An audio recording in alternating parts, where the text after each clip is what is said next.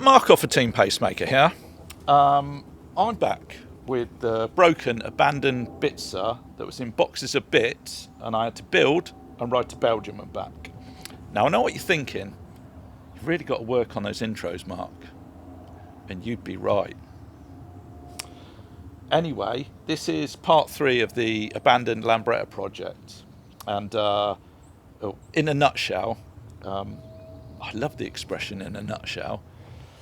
I love the expression in a nutshell as much as I hate the expression, and so it begins. Anyway, I digress. In a nutshell, a few years ago, I realised I had enough parts in the workshop to build an entire scooter. Just needed a frame, so that's what I did. I bought a frame. I've bought a few patina body panel bits, so I've got some signwriting done on the panels and leg shields. And I moved house and stuck all the parts in my loft for years. And then last year I thought it'd be a really great idea to get it out and in a 3-week period build it all up and ride to Belgium and back for the Waasland Belgium scooter rally. Only at the last minute, like literally 4 hours before I was about to leave, it just would not start, and we had a spark, the timing was right, we had compression, we had fuel, and all the jetting was correct, but it just would not start. And I ended up abandoning it again and riding to Waasland on the Series 2. Anyway, so in this episode, we're going to find out why it didn't start, and I've got a few spare parts to fix it now that I didn't have at the time at 3 o'clock in the morning. So we're gonna find out what the problem was. We're going to get it running again, finish it off, because there was a few bits like the front brake is non-existent. There's a air leak from the spark plug, and it's got no lights whatsoever. So just a few small finishing touches to do. And then in 10 days' time, we're going to ride to the Waasland rally in Belgium like I was supposed to last year. So I guess we better move a few things around, get my overalls on, and so it begins.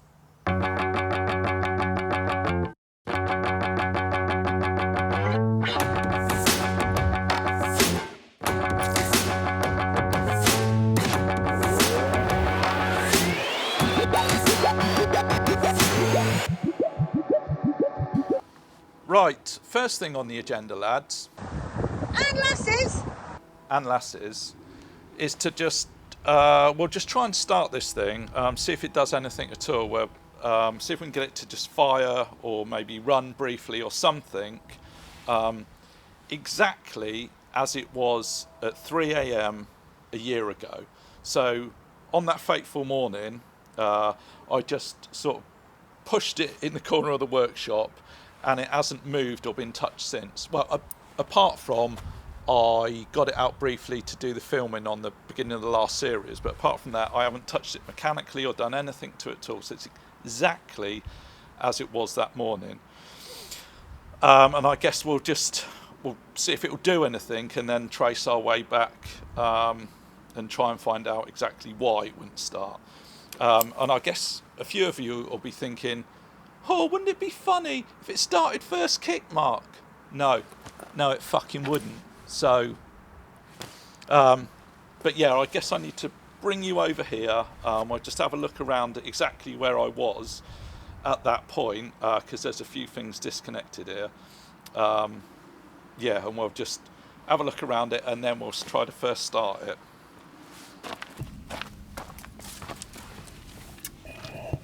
So I must have been, just abandoned it, so wires have got to be put back in the CDI. I've got fuel. Oh yeah, there's still fuel in there. Well, that's always a good idea, isn't it? To have fuel in your fuel tank in a welding fabrication workshop. So that's got to be connected back up.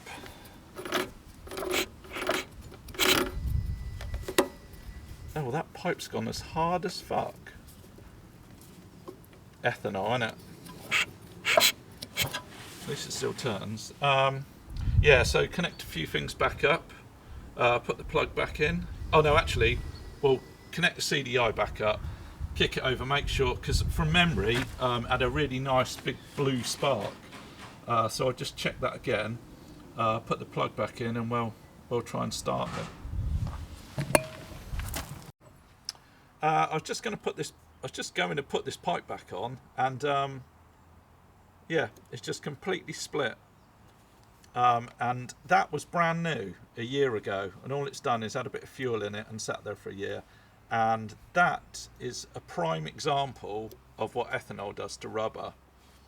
It just makes it go as hard as and as brittle as fuck. Okay, so I couldn't find any petrol pipe for some reason, so I had to nip down Halfords and get some car petrol pipe. Obviously, it's going to be fine. Got the fuel turned on, and we've definitely got fuel because you can see it pissing out the float bowl there. So we've definitely got fuel in the carb. I've plugged all the CDI in.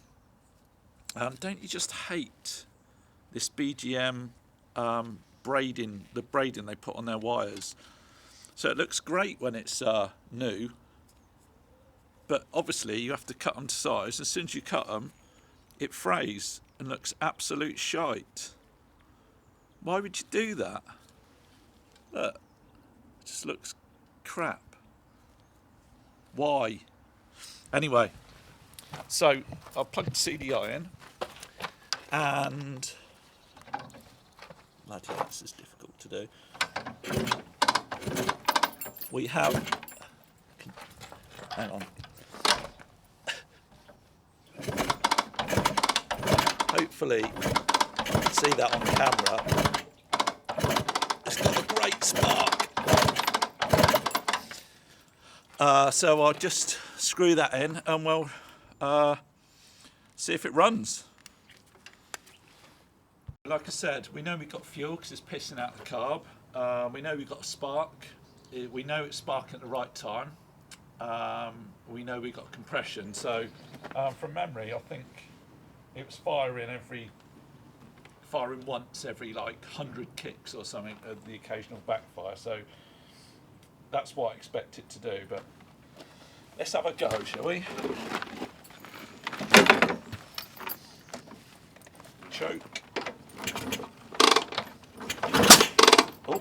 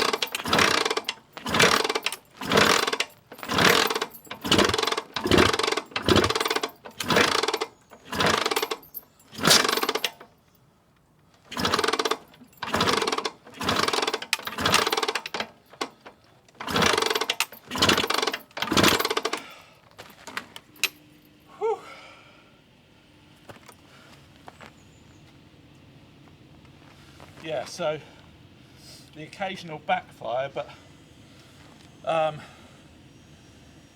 before you say, oh, Woodruff key is definitely fine, and it's definitely in the right place.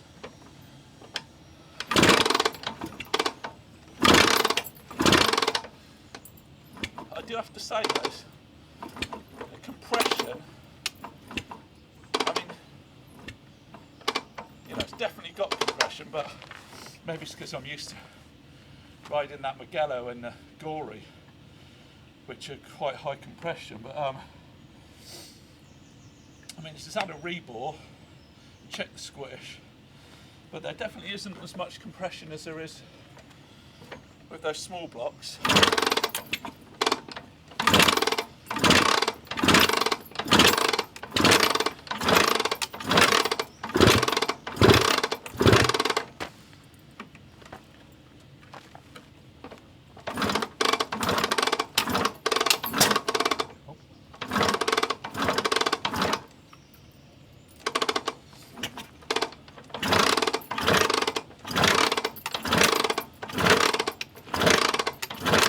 Right, basically that's it. I could go on, but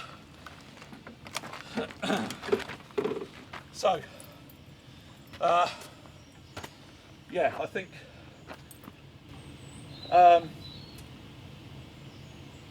I always thought it might be the carb body. It's got one of the circuits blocked up, or something that I can't see visually inside the carb. So I've got another carb body to try on there, which is the first thing I'm going to do. And then if that doesn't work, I'll go through all the jetting needles, make sure that they're all, no one's drilled out a jet, or it's been stamped wrong or made wrong. And if it still doesn't start after that, I'm pretty clueless.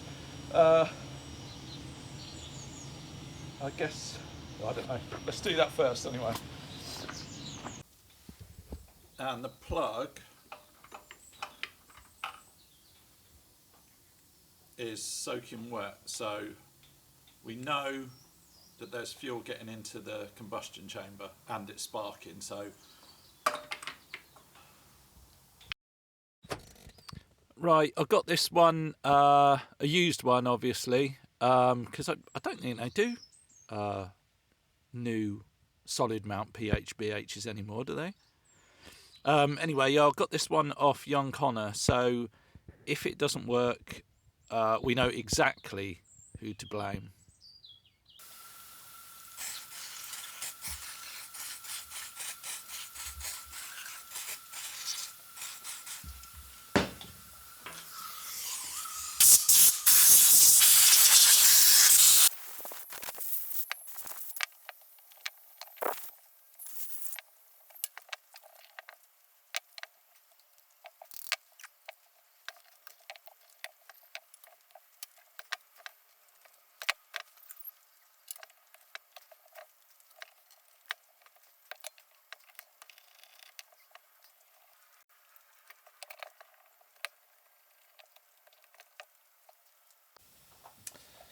And that's it apart. There's not really a lot I've got to change, to be honest. And before you think I've got the jetting wrong or anything, so AV 266 atomizer, 125 jet, 50 pilot, 70 choke.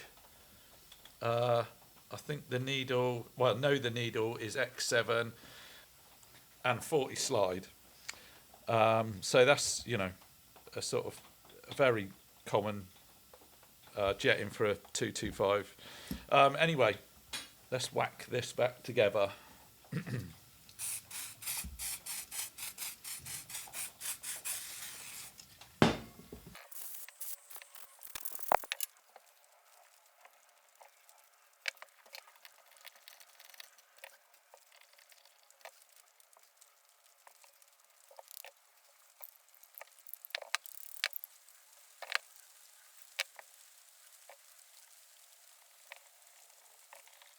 Right, new carb. Let's. This one's not leaking as well, which is promising. Yeah, so let's give this a try.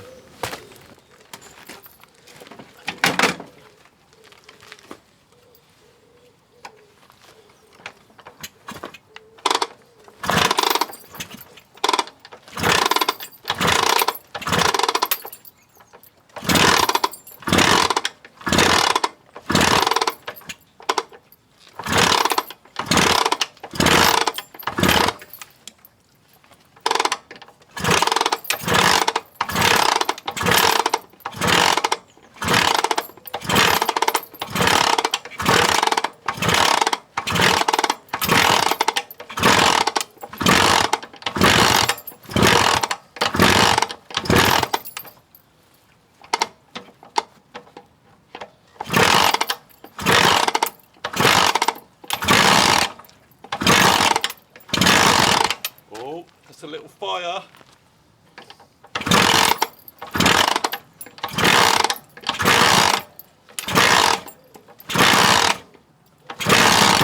She's trying. I'm knackered.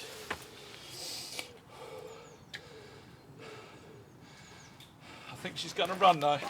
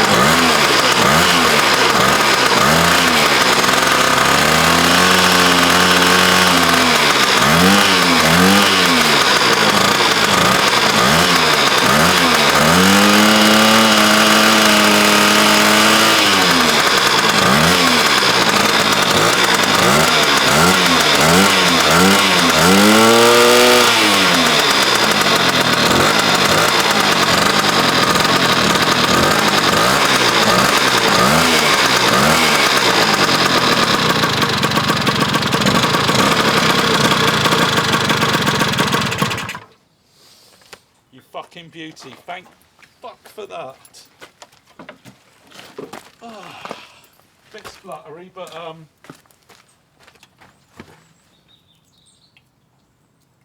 yeah, fucking ace.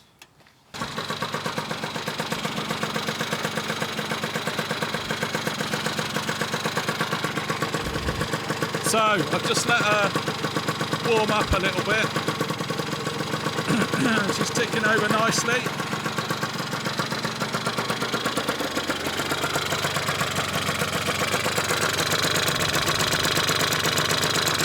So, that was what the problem was. The fucking carb body. Bastards. So, that was the problem, and why she wouldn't start a year ago. The carb, or at least the carb body anyway. Which is gutting, really. Yeah, I still don't. I mean, it looks really good nick. It must be. There's obviously something wrong with it. I mean, I know that second carb body I just put on there, it took a few kicks to get it going, but I think that's because it was flooded to fuck, and I think that's what this one was doing. There was too much fuel. It was flooding, and I don't. I mean, I don't know. I'm not a carb expert, but I guess if there was one of the circuits inside the carb is blocked up, and maybe another circuit was compensating for it and delivering too much fuel, or maybe there's a crack in there, or it's part of the internal part of the carb's gone porous or something. I don't know, but I'm 98.5% sure that there's something wrong with this carb body, and that was causing it to flood, and that's why it wouldn't start, because it's starting first or second kick now. So yeah, that was the problem. Right, so what next? So I've just had to push it in because it's literally raining on my parade out there. So we've got the usual suspects to do. We've got to cable it up, do the wiring, get all the lights working and everything, tidy that wiring up. Got to do the timing, flywheel cover, etc., etc., the usual stuff. But also on top of that, I've got a whole list of things that I am not happy with. So we've got a big list of little bits. So starting off, this stand, that is one of my pet hates, so that's definitely got to be sorted out. Not quite so essential, but this front brake, absolute shite. So that's one of those remade disc brakes. So I've got all the parts to improve this, so we'll see how that goes.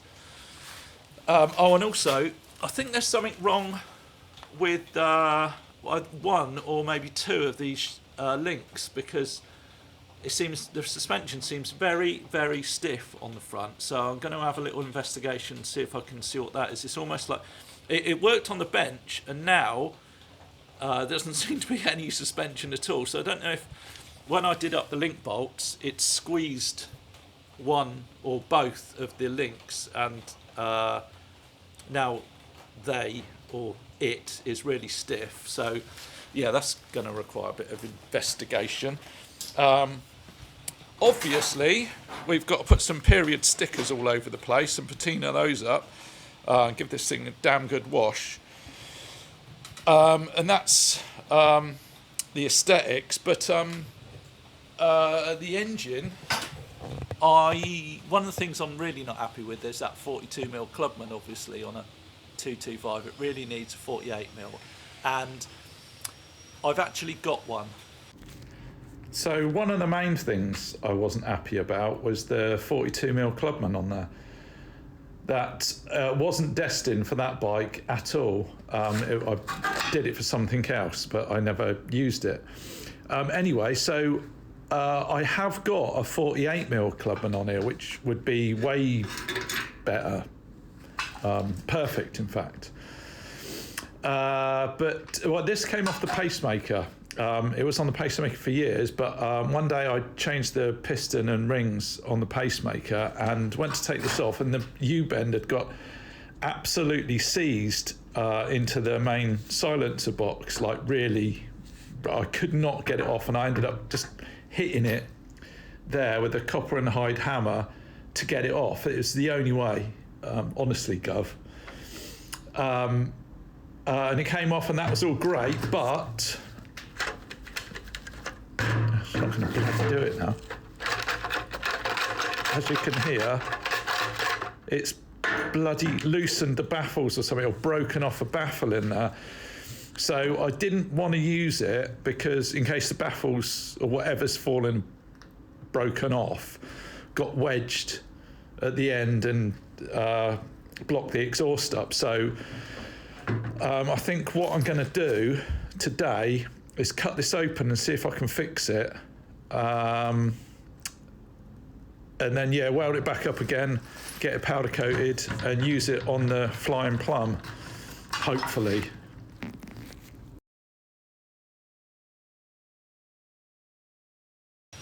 And the other things are on the engine. I can do the rear brake shoes now. I can cut those in. And also, I don't know if you remember, but there was a bit of a leak around the spark plug when I leak down tested it. And like I say, at the time, I didn't really have time to sort that out. But now I've got a bit more time. I'd like to investigate that a bit further. So if we're going to change the exhaust and do some work on the engine and do a leak down test, then it's probably just as easy just to take this thing out, because I haven't done any of the cables or anything yet. So it's literally just the engine bolt and one bolt on the shocker, and the engine will come out again. So I think, yeah, I'm going to take the engine out again, put it on the bench, change the exhaust, do a leak down test on it again, do the brake shoes, and of course now it's been warmed up, we can look for anything else that might have started leaking or general badness. Right, so that was this morning, and tonight's the night. No, this is tonight. This is tonight. This is the evening. For fuck's sakes. This doesn't bode well for the rest of the episode, does it? It's late anyway. It's late at night. It's about 12:30. So in tradition of this series, I've got to come in really late at night and do some work, and really early hours of the morning.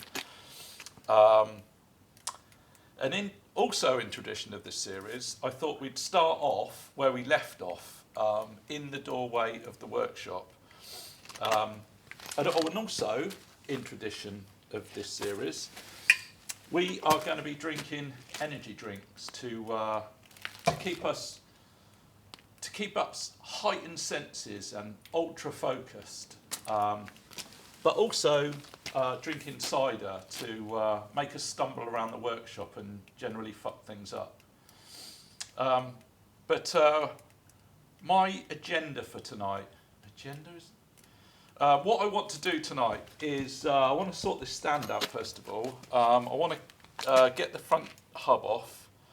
I would like to do all the things I've got to do to the hub. Have a look at those links to see why this suspension is so stiff on the front. And I'd also like to get the engine out and have it waiting for me on the bench for tomorrow evening. But whether I get all those things done tonight, I don't know. But that would be my goal. So let's just see how that goes.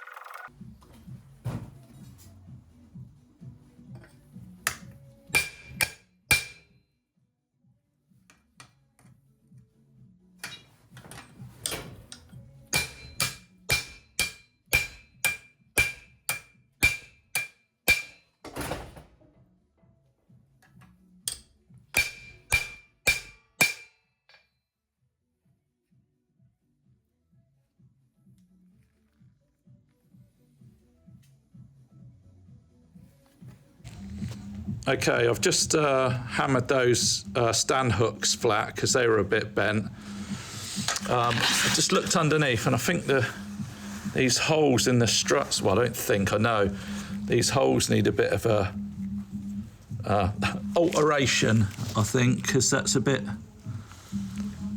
because the hooks obviously won't be able to sit flat on there, so I think I've got to attack that with the hammer.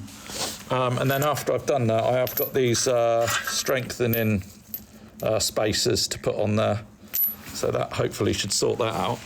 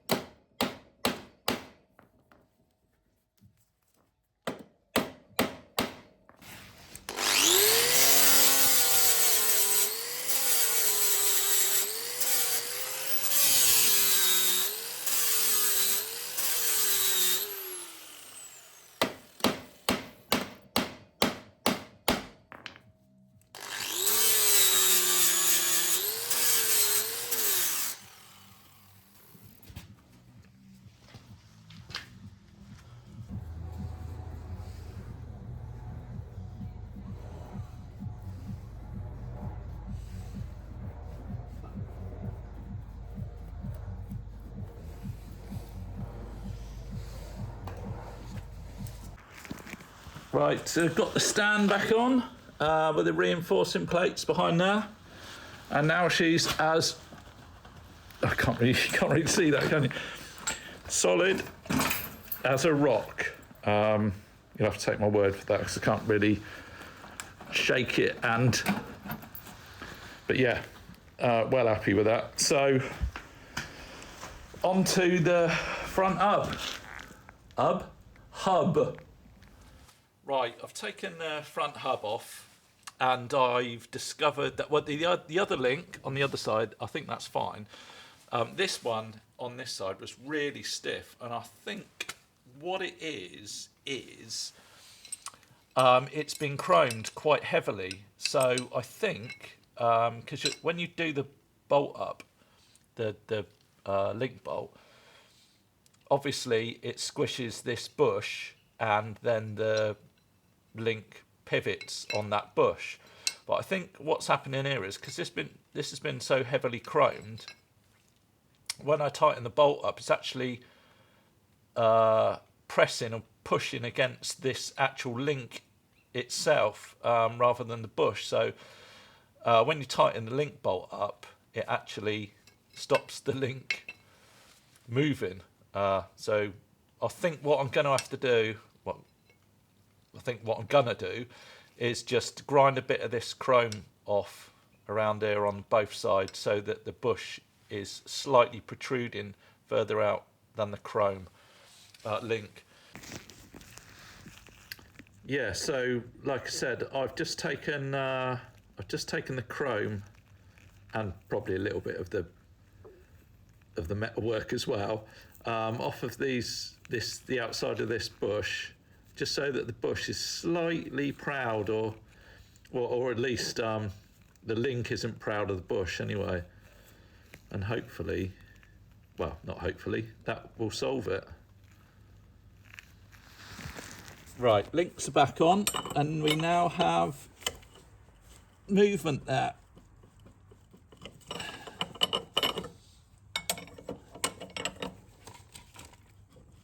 On both, so that's one down. Right, the front hub.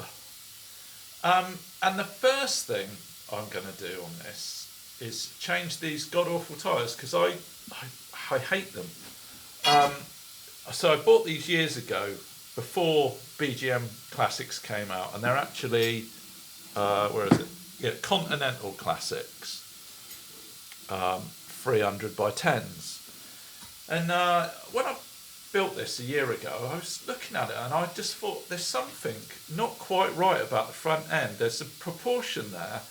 I was thinking there's something, the mudguard's not fixed properly, or the forks are bent, or there's something odd about the front end. And then it just sort of came to me, it's this tyre, it looks too small. It looks like a 300 by 10.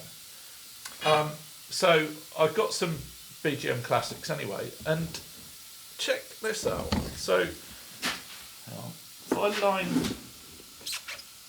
I line that up on that end, yeah, look how much bigger the BGM Classics are. Now I know that's not pumped up, but that's fucking odd. Like I said, both 350 by 10, and yeah. But you can visually, without getting a tape measure out, you can visually see. Right, remade disc brake upgrades.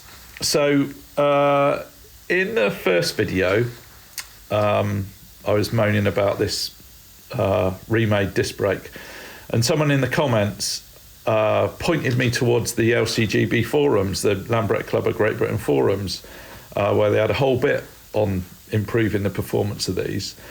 And what I should have really done was gone back and read that just before I started making that video, but because that was about 5 months ago. But I've got the general gist of it. So the main problem with these is the remade brake actuator and the cam in it, which is just a bit too shallow, for want of a better word.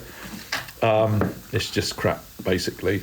And the Casa ones apparently are a little bit better, but the best ones to get are the original Innocenti Campanola brake actuators, and swap it out with one of those. So that's what I'm going to do first. And these aren't blooming cheap. Expect to pay about 50 to 70 quid, because there's only a sort of finite amount of them about that was ever made. I mean, if you're sitting there watching this with your wife, they cost about £2.50 or £3. They're nothing. You can get them on any street corner. So yeah. And also, I did with this. I got an original iCap when I bought it, and I got some original pads as well that probably don't need changing, but being as they're already sort of bedded in, I might actually use them. And the other thing is the spring around the disc. So if you take that off, it makes it float, and it makes it float better so that it centers itself easier. So yeah, that's what I'm going to do. Right, that's the two actuators, and you can actually visually see that the remade one, the recess, the dip that ball bearing's in, is actually longer and shallower than the original one. So therefore, you've got more travel in the arm before it actually starts to do anything. And yeah, I've got the spring clip out of the inside of this recess inside the disc. That was a bit of a bugger to get out, but it came out in the end. This really needs a good clean up as well. It almost looks second hand. And I think I am going to change these pads because one, they look like different compounds to each other, and it's difficult to do that with one hand. One's actually thicker than the other, which is weird. So yeah, I think I will change them with the supposedly original Campanola Innocenti pads. Right, well that's it, all back together and back on the bike. Except for it is light now, so I'll just go home and have a couple of hours sleep and then go to work then, shall I? But at least I got everything done that I wanted to do. Stands fixed, the brakes fixed, the fork links are now moving. And yeah, hang on, I'll just do a little demo. So yeah, not only have we got a brake that works, but we've got suspension that works as well. And that brake, that is like chalk and cheese, whatever that means. But yeah, I'm chuffed with that. That's better than my SX200 original disc brake. Mind you, I haven't used it on the road yet, obviously.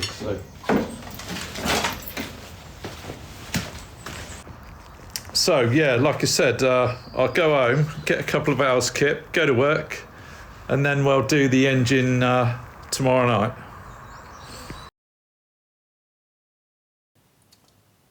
Right, late night number twos, and you don't even want to know how late it is. But tonight, Matthew, I'm going to be taking the engine out and changing the exhaust, doing the leak down test on it to see if that plug's still leaking, skimming the rear brake shoes, and fitting another stator on it because this is a BGM that was repaired by Scootronics, and to be honest, I've had it up to here with BGM, so I'm going to give someone else a chance, but we'll talk about that when I get round to it. So hopefully I can get all that done tonight and possibly get the engine back in and start cabling it up if I don't fall asleep. And talking about that, in keeping with this series, obviously, we'll be drinking energy drinks to get us through the night and stop us falling asleep. And also, in keeping with this series, we'll be drinking Belgium's finest, which they call reassuringly expensive, but in the UK, we just call wife beater.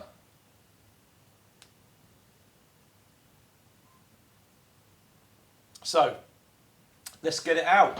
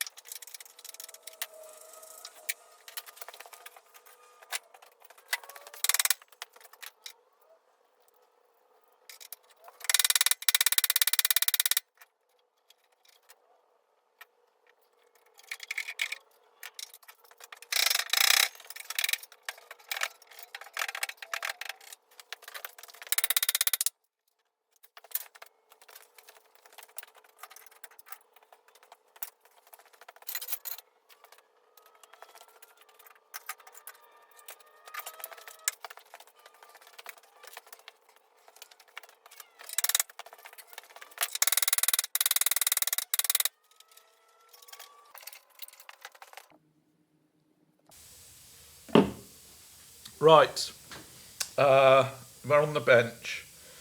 I've had to put the shutters down and lock my door because I finished watching season 2 of The Last of Us this week, and although, look, I'm not scared nor nothing, but we're in the middle of nowhere. It's about 2 o'clock in the morning. It's pitch black. There's a dense woods behind us, and there's an owl somewhere that's like screeching, and it sounds a bit like someone being murdered. So it's just putting the willies up me a little bit. And no one likes the willies up them, or do they? Anyway, we need to obviously get a move on with this before I fall asleep. So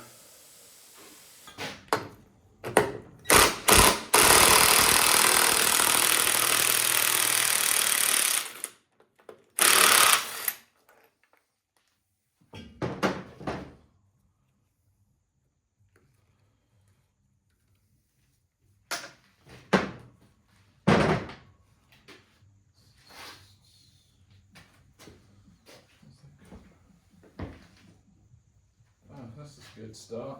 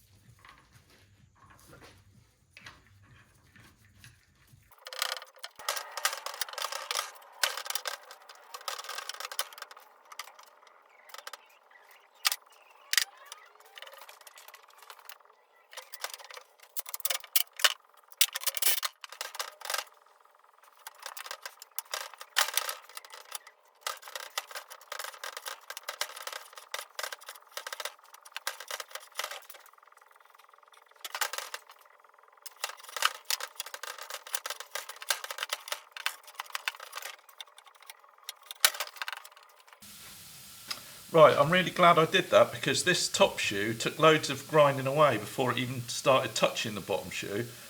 So I guess this must have been loads thicker than the bottom one, which is why I like these tools, because it doesn't just get rid of high spots on the shoe, it actually makes sure that the shoes are perfectly round to the centre of the hub.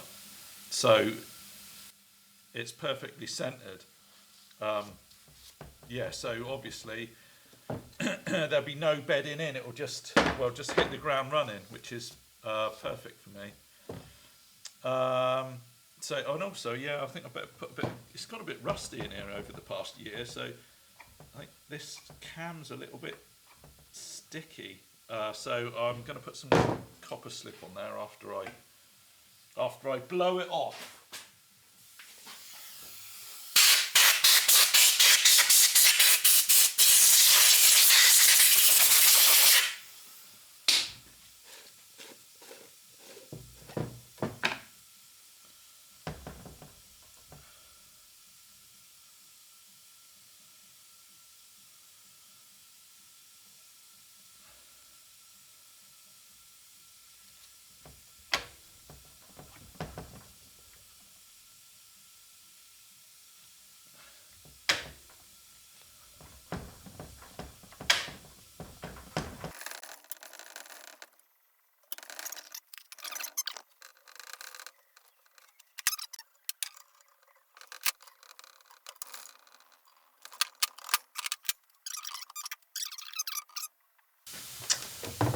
I forgot we had a heavy flywheel on here.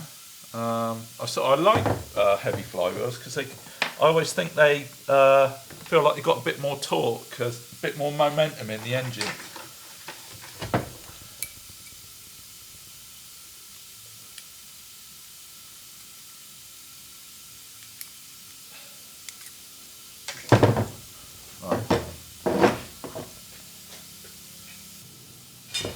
So Mark, what stator are you going to put on here so we don't get any of those annoying breakdowns again?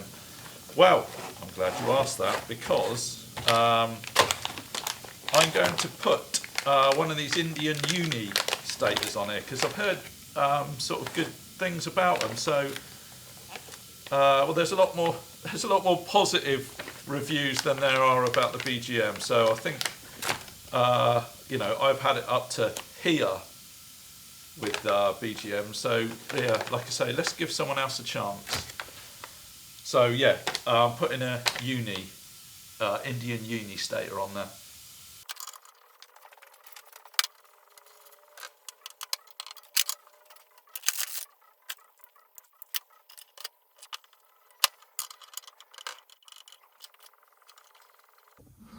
Right, that's the flywheel stator all back on. Shoes are done. Let's change the exhaust and do a quick leak down test.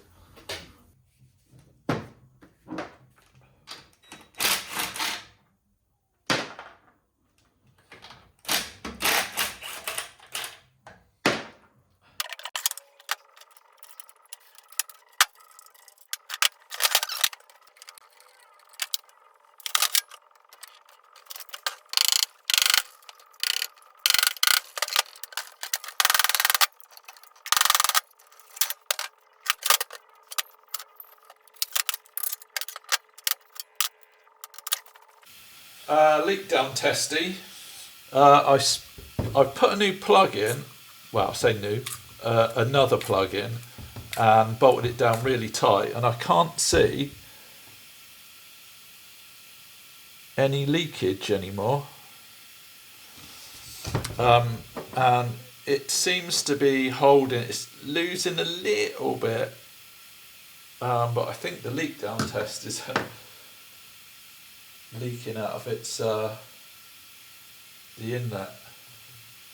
So yeah, that's good to know, because that'll be something that I won't have to worry about as I'm riding along.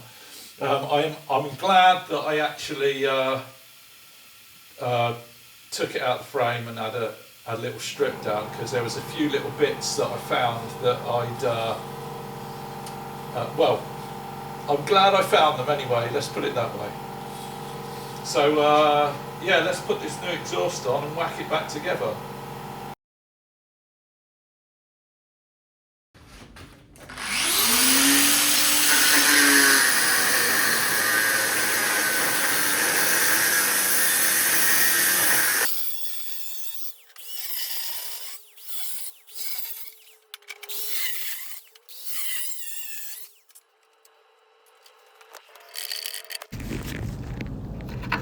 So I'm not sure if it actually was something that I did or not, but that's definitely the baffle plate. I say baffle plate.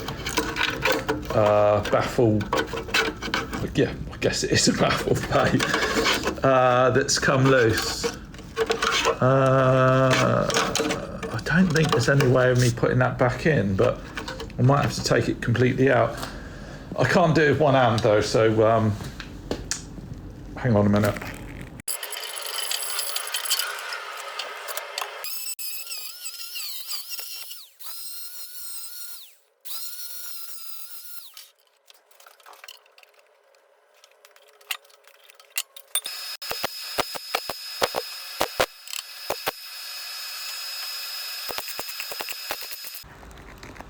There, all done.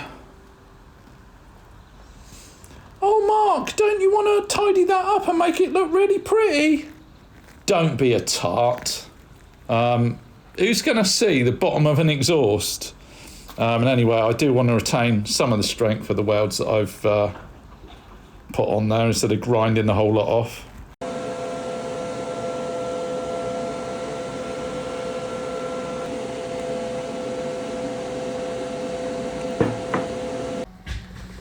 Picked the exhaust up from the powder coaters, and I've got just the sticker for this. Ta-da! I wonder how that's long. I wonder how long that's going to last. Hopefully long enough to take some decent photos of it. before it burns off.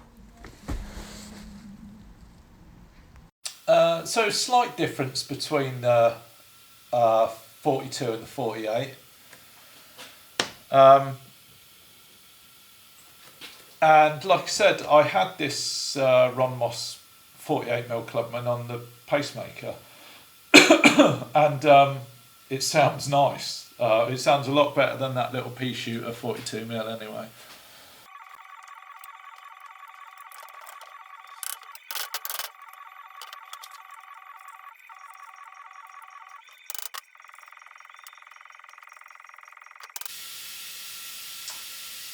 Right, that's all the things done that I wanted to get done. Oh shit, I put the hub on. Apart from that, that'll take 2 minutes. Yeah, I've given it a good clean and got some of that oxidisation off as well. There must be a bit moister in the corner of the workshop than I thought, because that zinc is looking pretty dulled out and manky as well. But yeah, yeah. Let's shove her back in.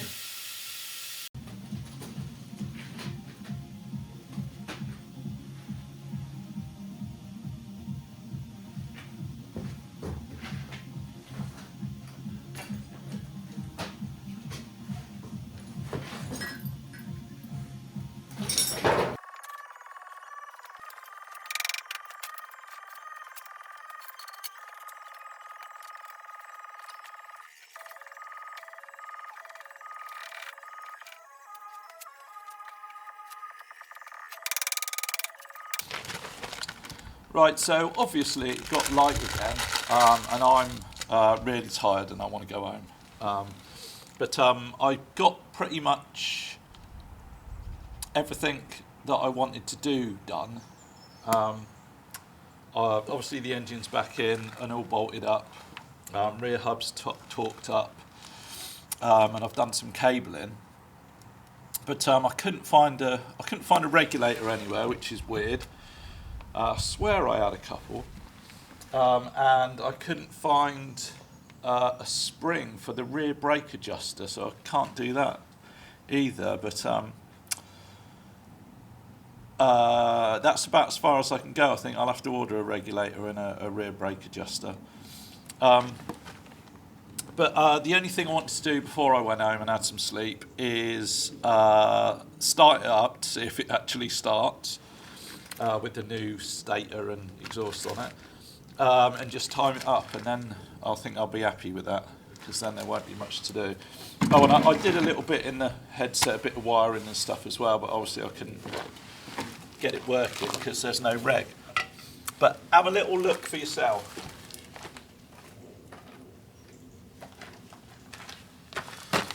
So, unusually for me, I've got some tidy wiring going on. Probably not for long. As soon as the stator has to be changed, that'll all be ripped out and just put together with insulation tape. And yeah, got the gear cables in and clutch cable. Clutch is a bit shit, for want of a better word. Hopefully it'll bed itself in. Yeah, I couldn't do the rear brake because I didn't have a spring, weirdly. But yeah, let's start her up and do the strobing.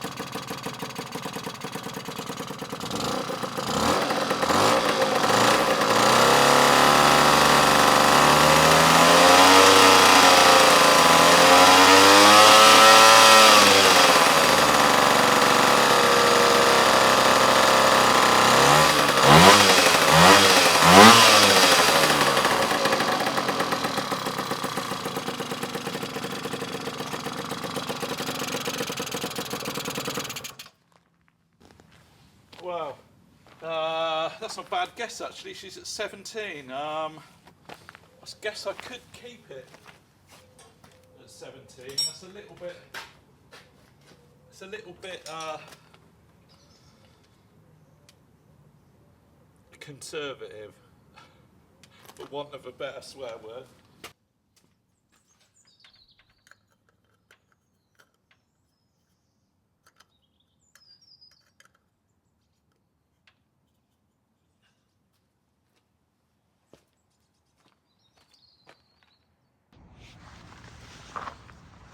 I guess, I know it's like R5 in the morning, but I guess we could take this for a quick little spin around the yard, just to see if it's getting all the gears and ting.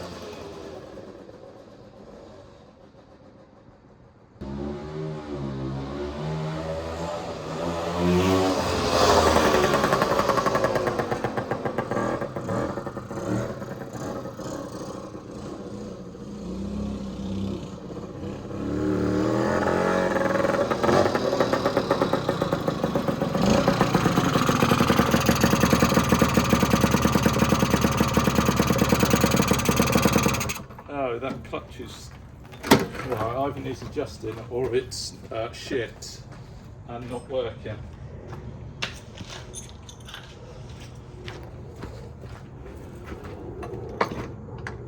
No, maybe it just needs a bit of adjustment. A lot of adjustment. It was working and then it wasn't.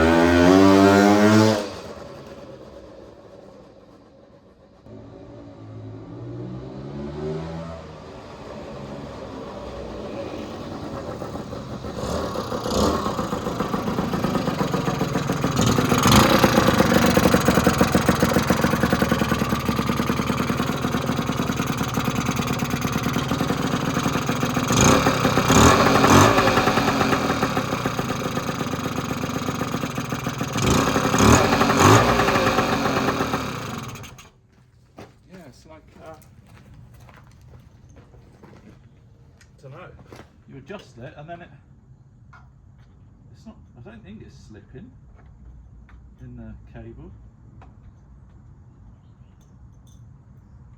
Maybe the outer cable is just sort of settling in, bedding itself in.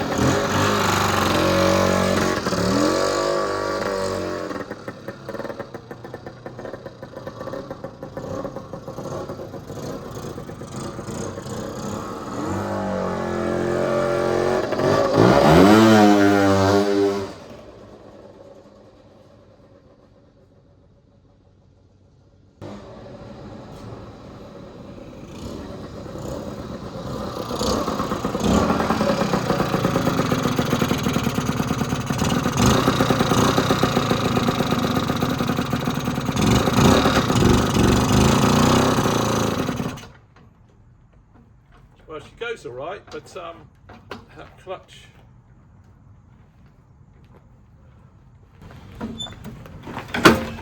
It's like a shitty old 5-plate that I used to have, where it you had to have it set up just on the realms of slipping, and then once you engaged it, it never it just dragged, so it didn't really.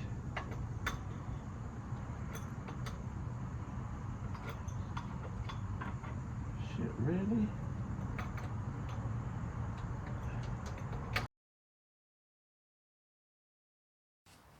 So, day 3, and technically it's not day 3 because, well, technically it is day 3, sorry, because, but it's not day 3 because I've had to wait a couple of days for the regulator and the rear brake adjuster. Anyway, day 3. This morning we will be drinking coffee because it's the only, well, it's the hardest stimulant that I could buy this early in the morning.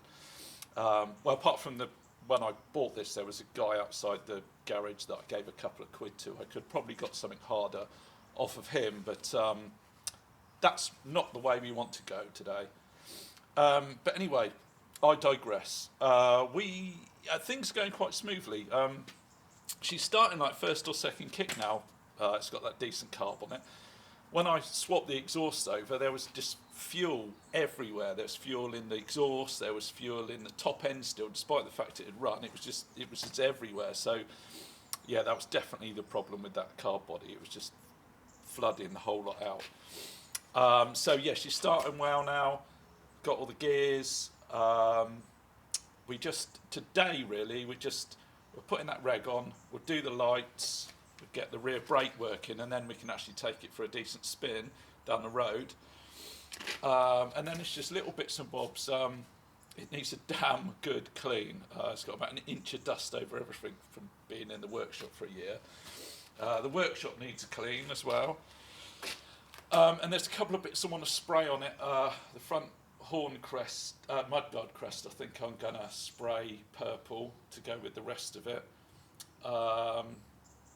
And then sticker it up. Yeah, I think that's it.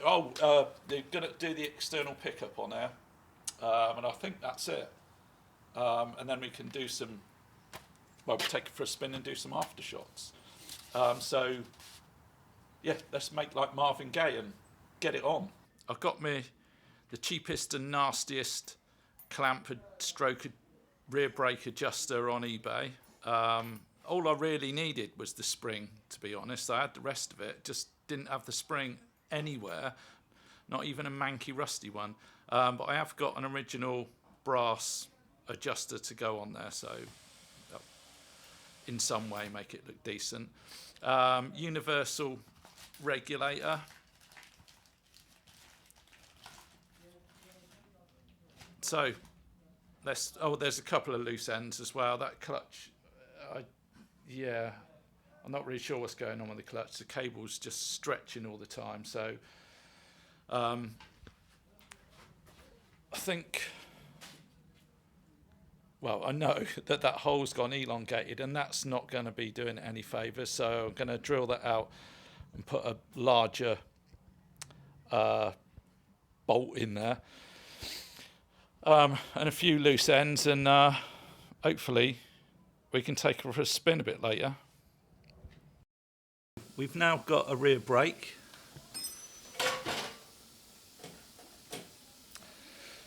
I drilled out and put in an oversized pin for the clutch lever, so hopefully that will be, well, some way to making that better now.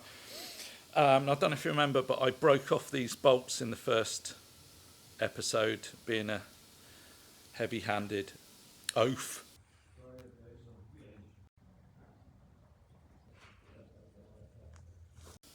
And I had to drill and tap those out, and generally have cleaned up the headset because it had about a year's worth of workshop dust on it. And the new reg's on, and that before it had the Wasil, a DC 2-wire system, and it had a DC 2-wire BGM stator, and now it's got the AC single-wire stator on there. And I know you can use these Wazil ones on there, but I just couldn't be bothered to look on the internet and find out how. I just thought I'd use one of these traditional single AC regs that I'm used to, so I know where I am. And it's come out pretty tidy for me, actually. And where I've put this CDI on this one can actually get to the wires as opposed to where it sits behind the shocker, and you fucking trying to fiddle about getting wires in by the side of the road is just no. Well, let's start it up and see if we've got lights.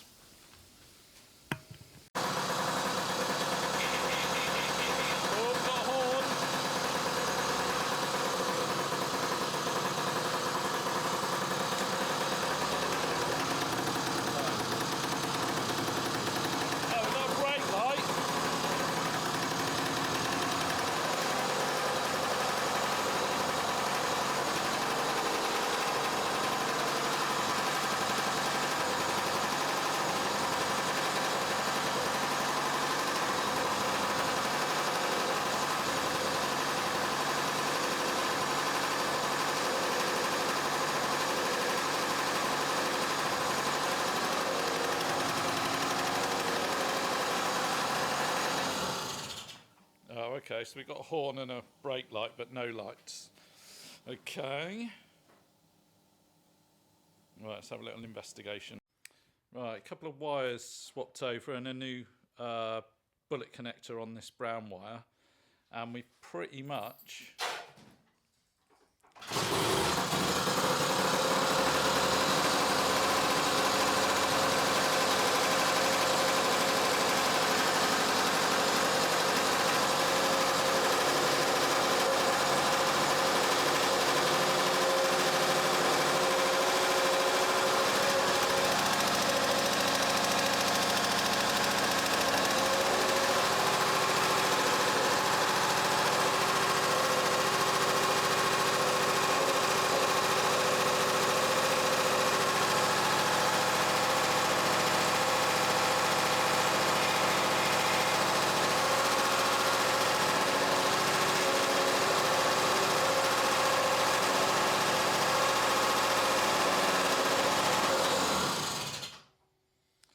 So everything but the low beam, and I think it's this switch that's a bit dodgy, so I'm just having a look at those wires there. I think it's actually the bulb. We've got a live feed there.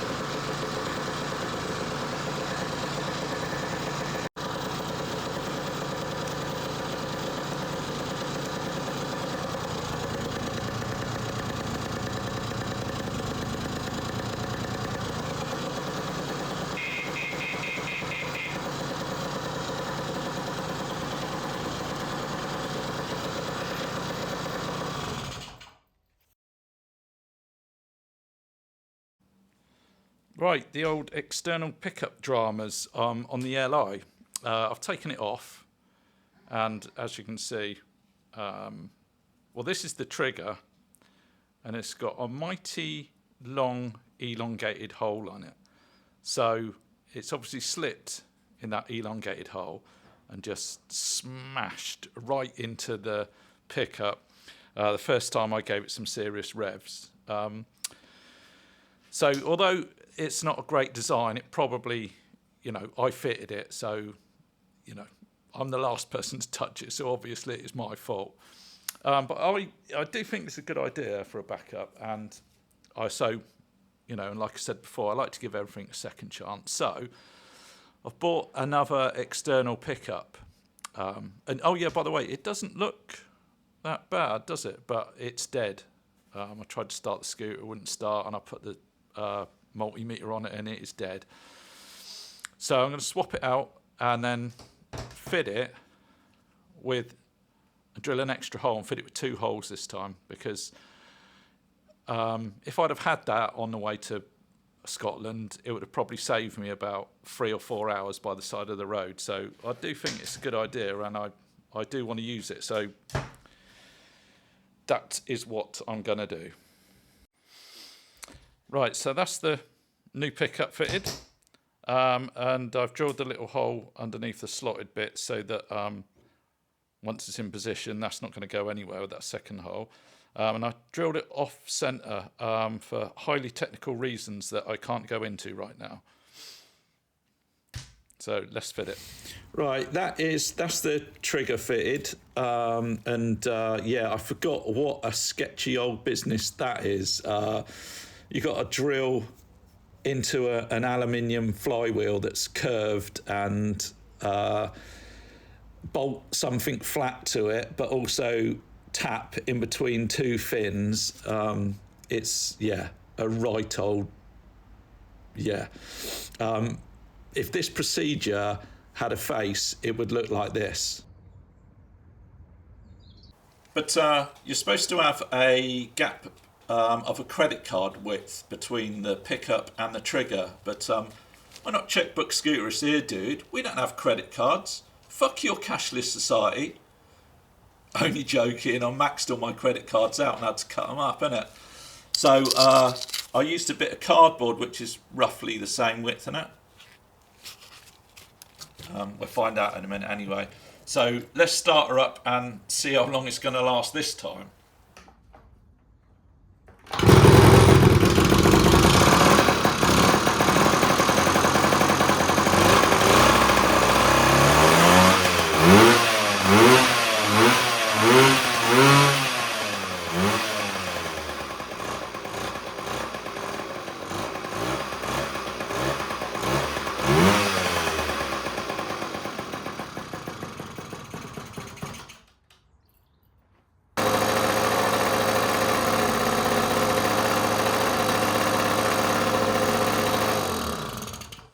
Right, so that's all timed up, and I've just tied the wire up there in case of emergencies. Like I said, it's that was a piece of piss to set up, and it's a really good idea. It's just that the engineering's a bit. But the flywheel's back on. Oh, sorry, the flywheel cover's back on. Got the floorboards on. Nice gaps. Horrendous Vietnam remade bridge piece. So she's looking, well, it's looking like, well, I'll tell you what she is looking like. Like the panel's not fitting because the only thing left to do is put the panel on, and unfortunately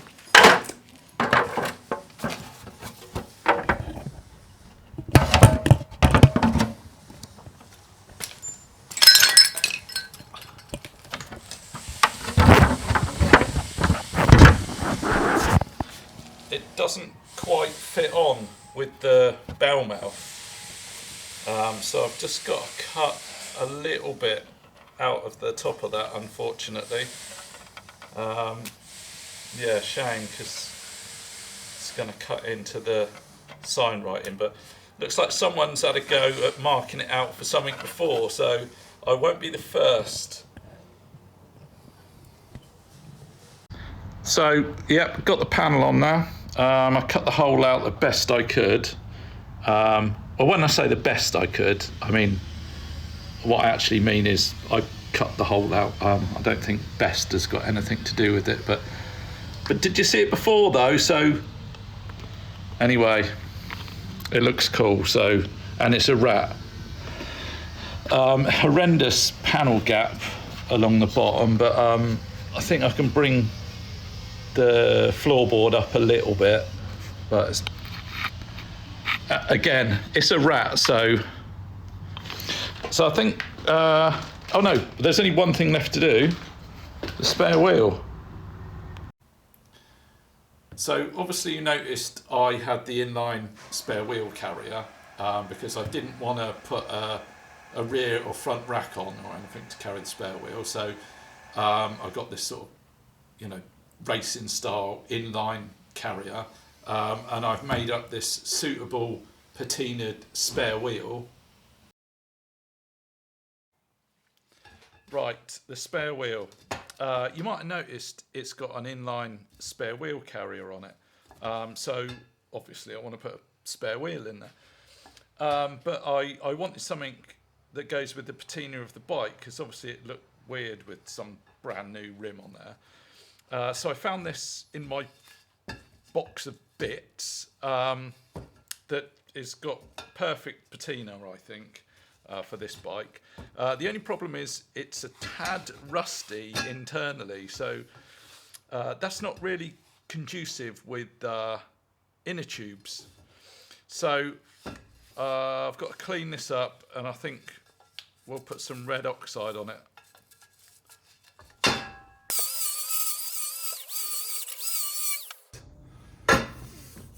So that's lovely and smooth now, but obviously we want to stop it rusting and smooth out some of this pitting, just in case.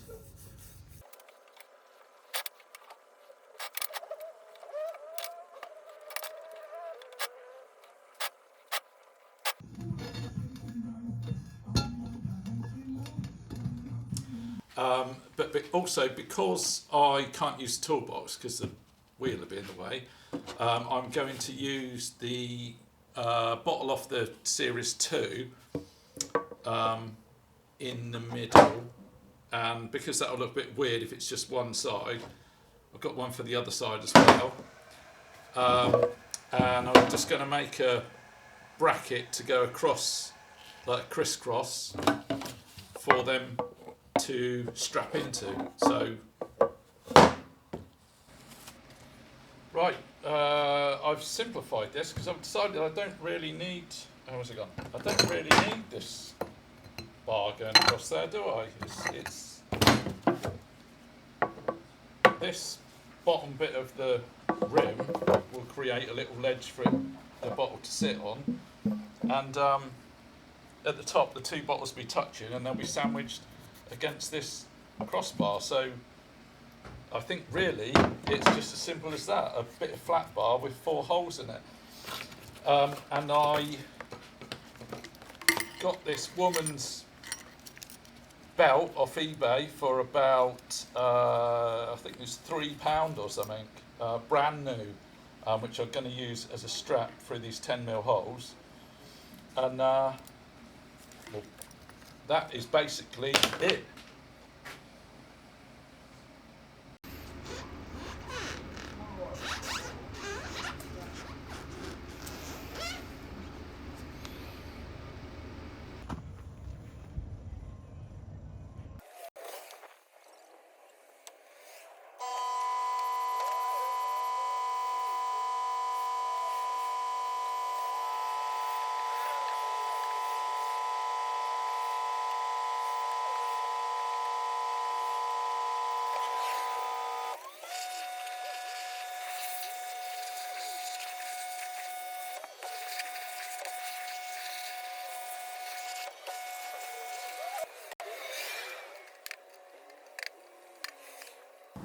Then a quick polish with the old Takoot, and she does actually come up all right. Well, the bits that I had sprayed come up all right. The rest of it looks like a bag of shite still, but a marginally cleaner bag of shite. So the next thing is what I've all been waiting for, which is the stickers. And I have amassed a large amount of period stickers. Stop laughing at the back there, grow up, over the years. So I've got to work out what stickerage I'm going to put on it. And this is a difficult one, isn't it? Because not enough stickers is going to look a bit plain and boring. Too many stickers and it's going to look a bit cheesy. So, and don't get me wrong, I love a sticker bomb scooter, but this particular scooter is obviously supposed to be a sort of patinaed period looking scooter. So it's obviously sticker bombs is 40 years into the future. But I do know there's a couple of stickers it's definitely going to have on there. And one, well, I've already put some on there, so definitely going to have the field trade one on the leg is. That's always going to happen because that's a classic. And it was always going to have this discs sticker on the rear light housing because, again, that's an absolute classic. As for the rest of it, I've got a sort of, yeah, like I said, without, oh yeah, and of course the Pacemaker sticker, of course. But yeah, it's a difficult one because, yeah, I don't want to, at the moment it's too plain, but yeah, anyway, let's have a little think about it.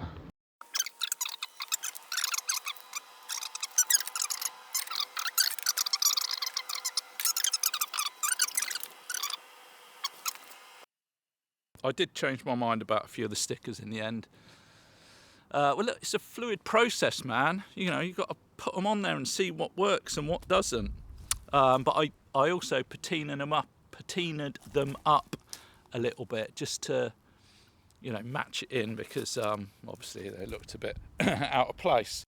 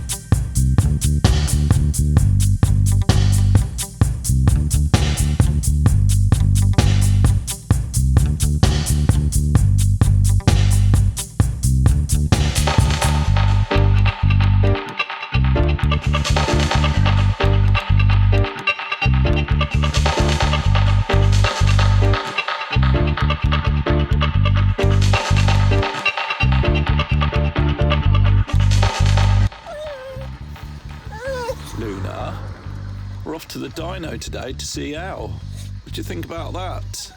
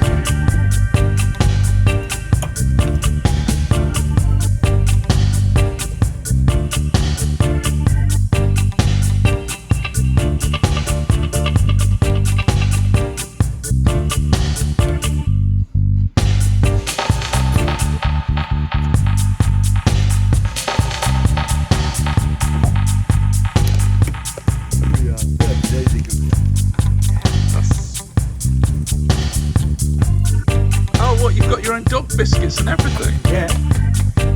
Well, we like biscuits, yeah. Brought you those back from Spain. Oh, look at those. That's good, isn't it?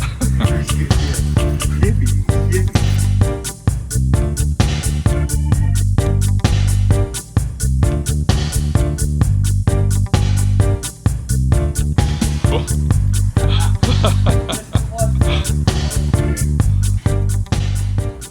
have you got? I've just leak tested it. And how's it doing?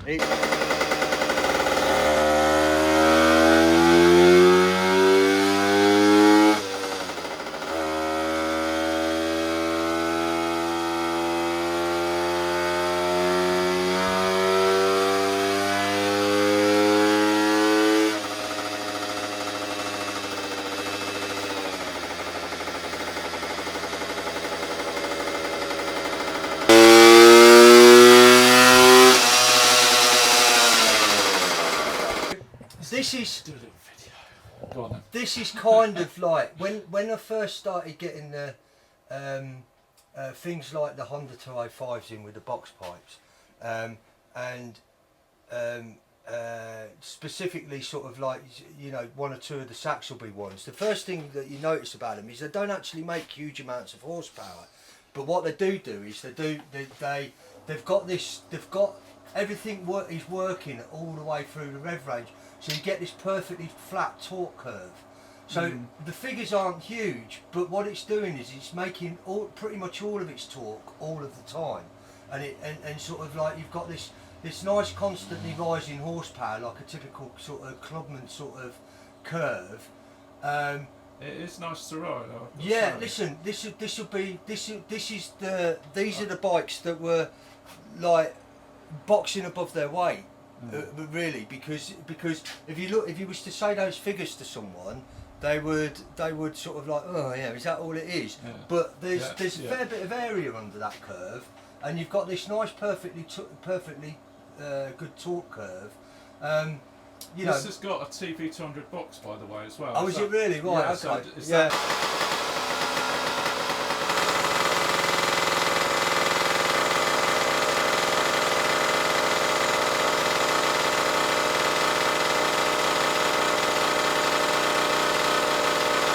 that most was a Ford. I had an old jelly mould Sierra. I kept getting nicked in it because it used to belong to a drug dealer. No, I went back to the guy that I bought it from.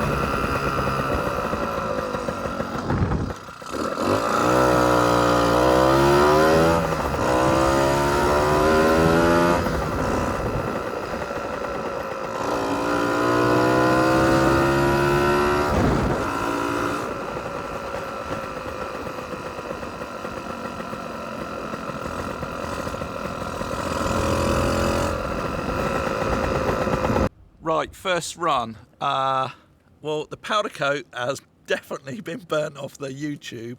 YouTube? I mean, U-bend. I've got YouTube on the brain, which I always thought was going to happen, but as long as it doesn't burn off the... but we've got a few adjustments to make. The throttle cable seems to have slipped or stretched. The lights aren't working at all, so I've just pulled the wire out, and what didn't seem to be a live coming out of the stator, and now there is that I've unplugged it, so that says to me that there's a dead short in the headset. So I think when I've put the headset back together, it's one of the lives is touching the frame in some way, so I've got to take the headset top off again. And this blimmin' clutch is still giving me a bit of grief, so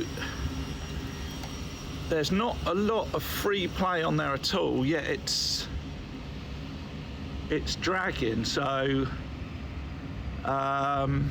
yeah, that's a little bit worrying.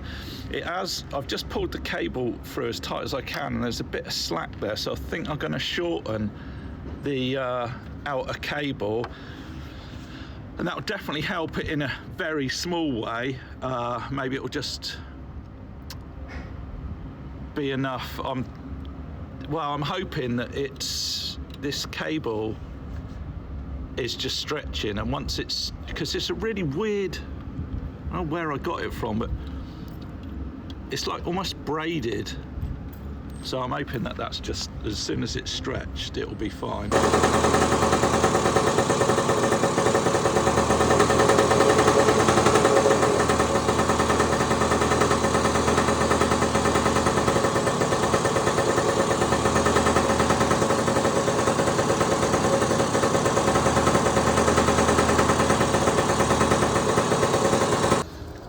So I found my short. It's that bullet connector, the brown one at the back there. It's coming all the way through. If you can just see it there, and it's actually touching this part, which is an earth, so it's dead short in the whole system out. So I think I'm just going to swap a couple around, maybe swap it with one of these two. So it's obviously a dodgy bullet shape. Oh, that one's doing it as well, look. Okay. Yeah, done the throttle. Just working on the clutch, redoing the clutch cable now. So, yeah.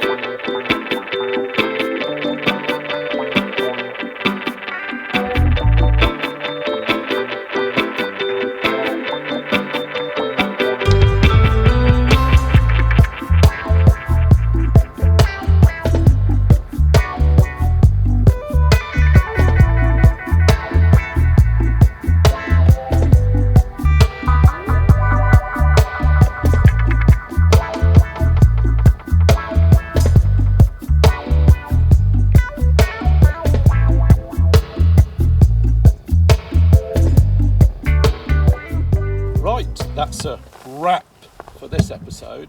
And I've actually finished a day early on this one, would you, Adam, and believe it? In fact, I've even had time to take this for a little shakedown ride around these little country roads around here.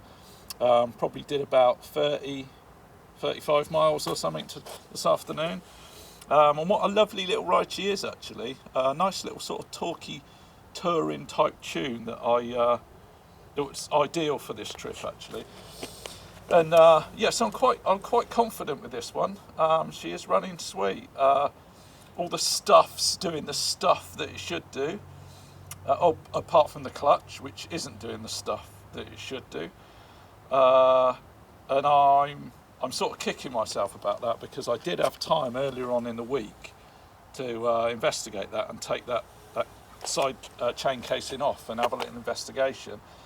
But I sort of talked myself into that it was just that it would sort itself out on its own, basically. I thought it might be a cabling issue, because I did manage to find a lot of slack and it wasn't routed very well, so I sort of talked myself into I was being lazy, basically, just pure laziness.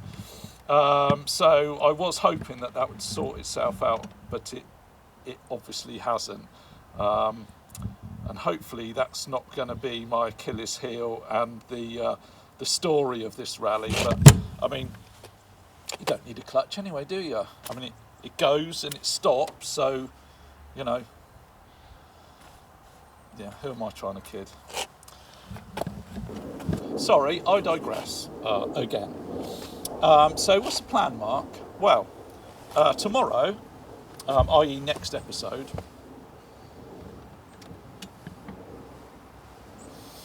I am riding to the Waasland rally in Belgium, where, of course, we'll be doing the Ride of Redemption, because the Flying Plum needs to redeem itself after last year and behave itself.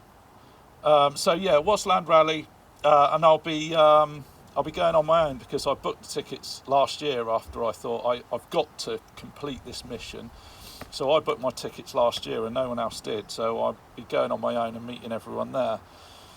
And that will give me the opportunity to maybe stop in at a few places on the way. I might go through Bruges and maybe see one or two of the coastal towns in France as well. So yeah, getting up super early tomorrow morning, because the ferry, and I do mean early, because the ferry's at 8:30, so and it's about 140 miles or something from here. So we will be getting up super early, and now I'm waffling, so I might as well just cut it just there, and yeah, see you in the next episode.